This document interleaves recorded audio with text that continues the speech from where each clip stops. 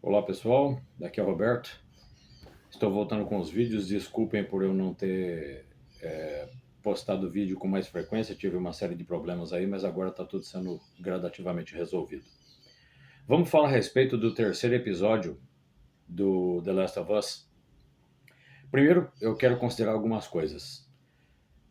Levando em consideração o que eu conheço a respeito da história e a respeito de armamento que aparece constantemente nesse tipo de nesse tipo de situação, nesse tipo de história pós-apocalíptica, principalmente em se tratando dos Estados Unidos, que tem uma quantidade de arma gigantesca, milhões, centenas e centenas de milhões de armas. Então, consequentemente, isso acaba aparecendo nesse tipo de seriado. Para se defender, é claro. Primeiro, deveria existir muito menos gente do que é mostrado no seriado. Por quê? Por dois motivos. Primeiro, a questão do fungo. O fungo, eles deixaram claro que o fungo ele atacou principalmente a farinha, porque as pessoas acabaram sendo contaminadas porque consumiram os derivados de farinha e o fungo se desenvolveu e se disseminou na farinha. Consequentemente, as pessoas foram sendo gradativamente e extremamente rápido contaminadas e sendo dominadas pelo fungo. O fungo, ele não ataca fungos, né? Não, e no caso mesmo esse específico. Eu fico pensando, se passou 20 anos, as pessoas não puderam mais comer nenhum derivado de farinha, principalmente porque não existe mais a indústria, consequentemente não ia ter nem a farinha que precisa ser produzida e nem o derivado dela, já que não existe farinha, não existiria nenhum tipo de derivado. Biscoito, bolo e uma infinidade de outras coisas. O fungo ele não ataca somente a farinha, ele se dissemina em vários outros meios. Principalmente com relação ao alimento, o fungo ele se desenvolve em todo tipo de alimento. Então, na minha opinião, eu fiquei pensando o que esse pessoal come? Como é que esse pessoal sobreviveu? Que tipo de alimento que eles consumiram esses 20 anos depois que aconteceu a disseminação maior da doença? Então, na minha opinião, era para existir muito menos gente do que o que está ali, porque enlatado, você sabe perfeitamente bem que enlatado não vai durar por mais bem conservado que seja, o enlatado não vai durar de jeito nenhum. Então as pessoas teriam que começar a cultivar o próprio alimento. Num chão, numa terra que já está provada, a própria terra está contaminada com o fungo. Então, na minha opinião, não tem para onde você correr. Como é que essa gente sobreviveu esse tempo todo? Só uma pequena incongruência. E agora, isso com relação ao alimento. Agora, com relação às armas. Pessoal, não sei se você entende de arma ou não, eu sempre gostei, eu me interesso demais pelo assunto. E vou falar com relação à munição, porque a arma em si, a função da arma é disparar a munição. A munição é o realmente é o que realmente interessa. Caso contrário, qualquer arma que você tenha vai servir única e exclusivamente como porrete, porque se não tem munição para disparar, você vai usar a arma para quê? Só se for para porrete mesmo, mais nada. A munição, em geral, qualquer munição, ela suporta até. Tudo tem sua data de validade. Eu acabei de falar dos enlatados, a munição também. Qualquer tipo de munição ela tem um tempo de validade de 10 anos. Isso se você tiver um local adequado e com condições climáticas adequadas para você armazenar a sua munição. 10 anos. Depois de 10 anos que essa munição estiver armazenada, já mesmo em ambiente controlado, em ambiente que seja favorável a manter a munição armazenada. Coisa que no mundo pós-apocalíptico dificilmente você vai ter condição de manter uma munição, independente da que seja, armazenada de maneira adequada no fim do mundo. Então, muito provavelmente toda a munição que existia até começar a contaminação, essa munição, durante 20 anos, dificilmente teve um armazenamento adequado. porque não tem condição para isso. Depois de 10 anos, a munição ela pode até funcionar, mas a probabilidade de haver falha de munição depois de 10 anos, mesmo armazenada, é uma probabilidade muito grande. E isso não é legal no mundo pós-apocalíptico em que você precisa, já que você tem uma arma, você precisa confiar na sua munição. Quando você apertar o gatilho, tem que ser disparado. Caso contrário, é a diferença entre a sua vida e a morte. Para piorar mais ainda a situação no seriado, nos passaram 10 anos, passaram 20 anos.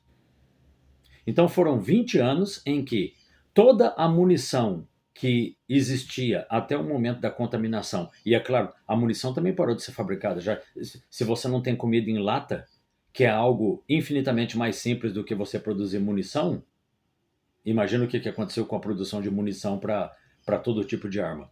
Essa munição, né, parou. Em 20 anos, a produção de munições novas parou. E as que existiam nesses 20 anos dificilmente foi armazenada de maneira correta. Então eu sinto muito, aquelas armas ali não era para estar funcionando, não. 20 anos? 10 anos eu até poderia acreditar, mas 20 anos?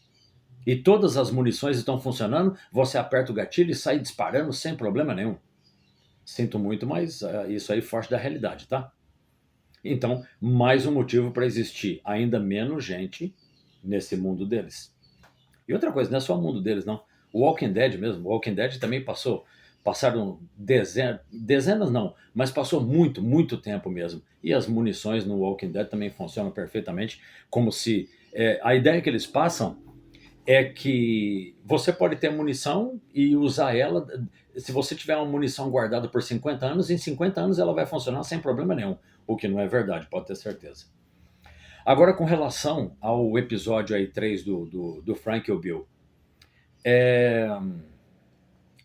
eu vi algumas gameplays e disseram para mim também, o pessoal que joga, eu não jogo, já deixei claro isso pro pessoal. O Frank e o Bill no videogame não existe indício nenhum desse relacionamento deles que foi mostrado na série. O relacionamento do Frank e do Bill foi mostrado na série, foi uma história completamente criada para a série. No jogo, no videogame, o que me contaram e o que eu vi nas gameplays que eu assisti é que entre o Frank e o Bill não aconteceu esse tipo de relacionamento. O mais que eu quero dizer é o seguinte, todo mundo falou, todo mundo achou, alguns disseram que foi um episódio lindo, uma história linda, maravilhosa, tal. Outros criticaram pra caramba. Independente disso, o que eu quero dizer, eu não quero falar a respeito disso, porque todo mundo já falou a respeito disso, eu quero falar a respeito daquilo que eu percebi. Entre o Frank e o Bill, houve uma história de amor mesmo, de romance, com intimidades profundas que foram mostradas. Intimidades amorosas e até intimidades sexuais, profundamente bem mostradas. Ou seja, um relacionamento, vamos dizer assim, completo, de amor em todos os seus sentidos. O Frank e o Bill tiveram todo o direito, nesse episódio, de demonstrarem toda a afetividade entre os dois. E aí, enquanto eu estava assistindo, eu estava pensando, o Joel e a Tess também eram um casal hétero, e os dois, desde o primeiro episódio ficou claro, os dois tinham um relacionamento, os dois viviam no mesmo apartamento, e esse relacionamento, ao que tudo indica, já vinha se desenvolvendo por muito tempo, por anos e anos.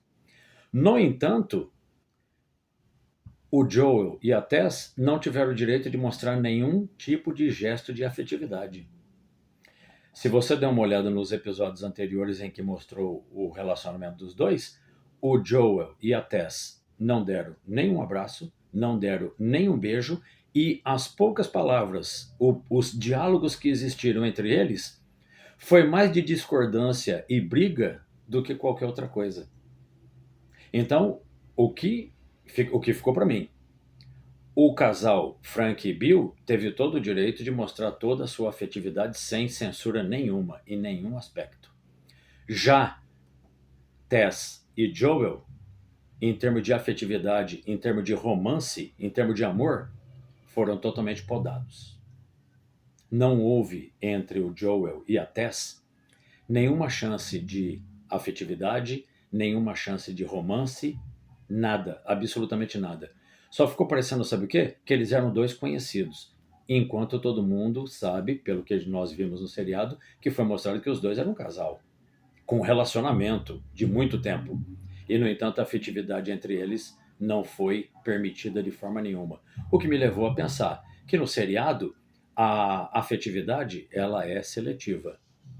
A afetividade, o romance e o amor vai depender do tipo de casal que é apresentado. Se for de um determinado tipo, você tem direito a tudo. Se você for um casal de outro tipo, você não tem direito a nada. Foi o que ficou para mim. Valeu? Pessoal, muito obrigado pela atenção. E se inscreva no canal, dê o seu like aí, por favor, para ajudar o canal a crescer. E muitíssimo obrigado e até a próxima. A gente vai falar do episódio 4.